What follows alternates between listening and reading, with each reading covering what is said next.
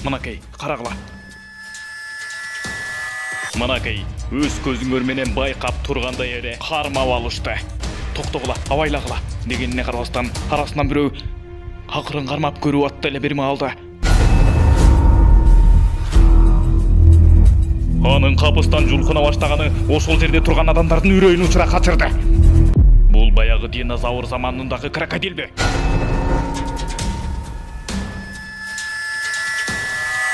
Силер муну дагы эле фантастика деп ойлоп атасыңарбы? Анда мына бул реалдуу кадрды байкап тургула. Мына бул жакындарда эле тартылып алынган кадр. Мындай чыныга жударды кайсыл жерден тартып алышты? Аягына чейин көрүүгө даяр болуп турсаңыз, анда кеттик. Шындыктабы? Мына карагыла. Бул эч кандай кино эмес. Сөбү дегенде крокодил кетип бараткан жеринен реалдуу кадрда ошол жердин тургундары түшүрүп алышкан. Болгондо да аллигатор централ тарапта. Эгерде муну камерага түшүрүп албаганда, анда эч ким ишенбек эмес. Себеби дегенде буга чейин дагы интернетке 2012-жылдары жүктөшкөн эле. Бирок ага эч ким ишенбей коюшкан болчу. А балким бул жырткыч динозаврлар заманынан болуп жүрбөсүн. Ооба, сиз туура эле уктуңуз. Динозаврлар заманындагы. Мынакей, так ушул жерден кылдаттык менен маани берип байкап карап туруңуз. Мына карагыла. Мынакей дал ошол крокодил. Мынакей бул бурулуп кайрылып аткан крокодилдер динозавр заманында аларга кол салганбы? Так ушул динозаврлар заманындагы крокодилдин азыркы күнгө чейин бар экендиги окумуштууларды жарга такады. Анын алыстан көрүнгөн эле үрөй учуруп тургандыктан анын жанына жакын басып баруу койго дагы келген жок. Бирок канчалык коркунучтуу болгонуна карабастан жанына жакын барып түшүрүп калууга үлгүрүп калышты. Мынчалык чоң деңгээлдеги крокодилди көрүшкөндөн кийин аны эмне кылышты? Өзүңөр көрүп тургандай, анын деңгээли ушунчалык чоң жана күчтүү болгондуктан аны кармоо оңойчулукка турган жок. Бул жырткычтын күчү койго келгис күчтүү болгондуктан аны атайын тростор менен гана чырмап, өзүңөр көрүп тургандай, атайын экскаваторлор менен гана кыймылдатпай кармап турууга мүмкүн болуп турду. Баса, дагы айта кетчү нерсе, буга чейин дагы 2011-жылдары мына так ушундай чоң деңгээлдеги крокодилдердин бирин кармап алышкан болчу. Бирок анын узундугу 6,5 метрге чейин жеткен эле. Мынчалык чоң деңгээлдеги крокодилди биринчи жолу көрүп аткандыктан ошол жердегилердин баары таңыркап, жада калса кармалап дагы көрүп атышты. Аны саз келген сипарасынан бирөө ушунчалык колу кытышып кеткендиктен байтор кармалап көрүп атты эле бир маалда. Качуусу келген бул жырткыч ушунчалык деңгээлде силкинип жулкунгандыктан баягы чырмалган жиптер чыгырыктай эле үзүлө баштаганда ошол жердегилердин баары сартка качышты. Ушунчалык деңгээлде кооптуу экенин көрүп сестенип калган ошол жердегилердин баарысы оңой жол менен кармалбаарын билишип, акырында экскаваторлорду чакырууга туура келди. Көзүңөр көрүп тургандай, экскаватордун гана жардамы менен аны кыймылдатпай туруп кетпестен кармап турууга туура келди.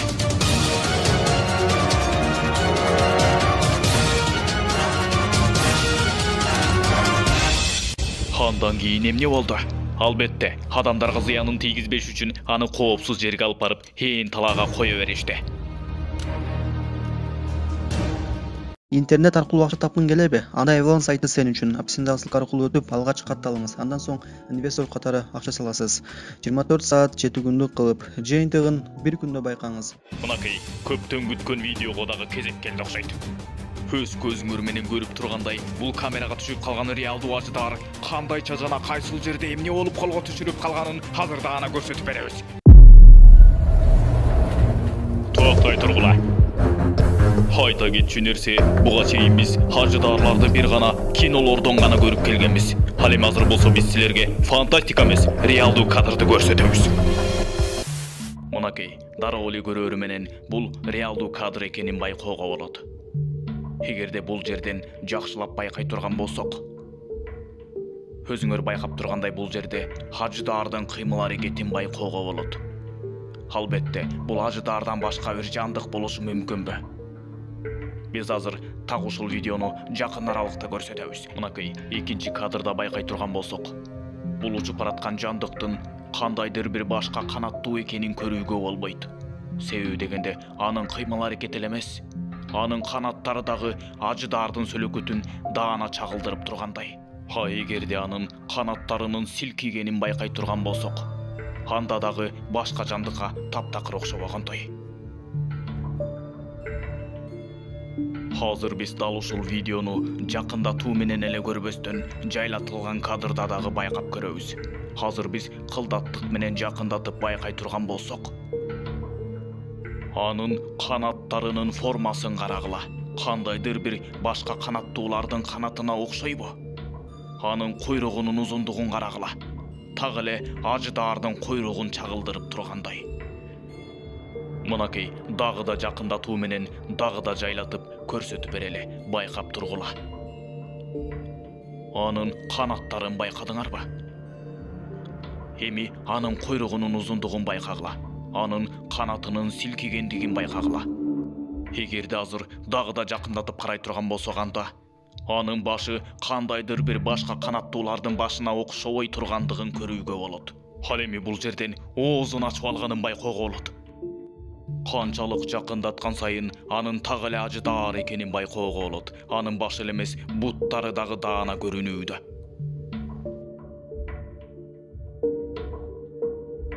Так ушул колго түшүрүлүп калган ажыдаар тууралуу сөз кылуудан мурун мына бул видеону жакшылап маани берип карап туруңуз. Себеби дегенде бул эч кандай монтаж же фантастикалык кадр эмес. Реалдуу кадрга алынгандыктан чындыгында бул нерсеге маани берип байкоого туура келет. Ал эми сиздин оюңуз кандай? Ал эми бул реалдуу кадр тууралуу сиздин оюңуз кандай? Деги эле жер шарында, жер планетасында так ушундай өзгөчө канаттуулар, ажыдаарлар болушу мүмкүнбү? Эгерде алар кандайдыр бир фантастика же жөнүн гана миф болгондо, анда так ушундай абалда реалдуу кадрга түшүп калат беле. Бул кадр чындыгында эле баарыбызды ойлонтуп койду. Ал эми сиздин дагы так ушул видео тууралуу ой пикириңиз болсо, анда комментарийге калтырып кетиңиз.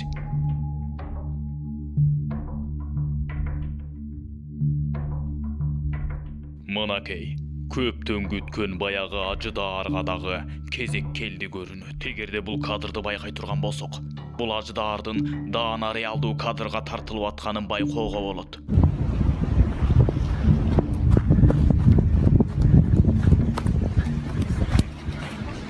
Себеби дегенде аны жакындатып кароодо тунук кадрда анын ажыдаар экенин даана көрө алабыз. Анын терисине чейин, жада калса анын кылдарына чейин даана көрүнүүдө. Бул реалдуу кадр качан гана интернетке жүктөлгөн кезде көпчүлүктүн көңүлүн бурду. Себеби дегенде буга чейин мындай реалдуу кадр, мынчалык деңгээлде реалдуу ажыдаардын так жана даана өзү интернетке эч убакта чыгарылган эмес эле. Өзүңөр өз көзүңөр менен көрүп тургандай, жансыз ажыдаардын жаткан жансыз денесин интернетке тартып жүктөөр замат, ошол замат көпчүлүктүн көңүлүн бура өтө көптөгөн көрүүчүлөрдү топтой алды.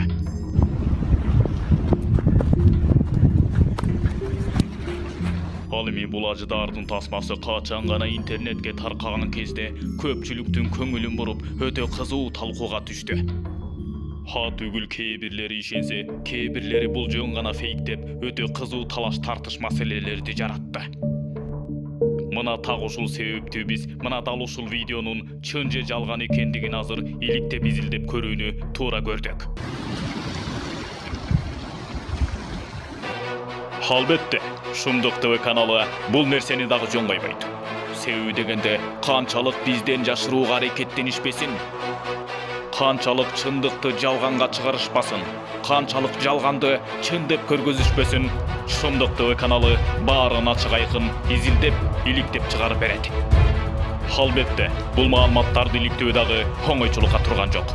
Себеби дегенде өтө көптөгөн убакыт жана мээнеттер менен гана биз аныгын биле алдык. Мына дал ушул иликтөө иштерибиздин жыйынтыгы сизге азыр кызык болуп турган болсо, анда мына так ушул видеону жакшылап маани берип карап туруңуз. Деги эле бул эмне болгон ажыдаар экендиги азыр баары түшүнүктүү болот.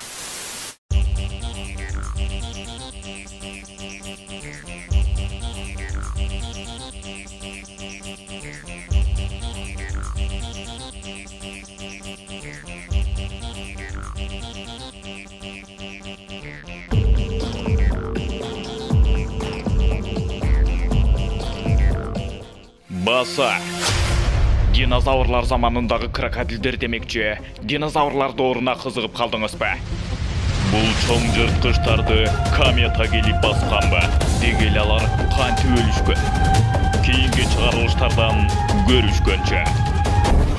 Видеону даярдаган Шындык ТВ каналы. Ал эми бул видеого лайк басып, каналга катталганыңыз үчүн сизге терең ыраазычылык.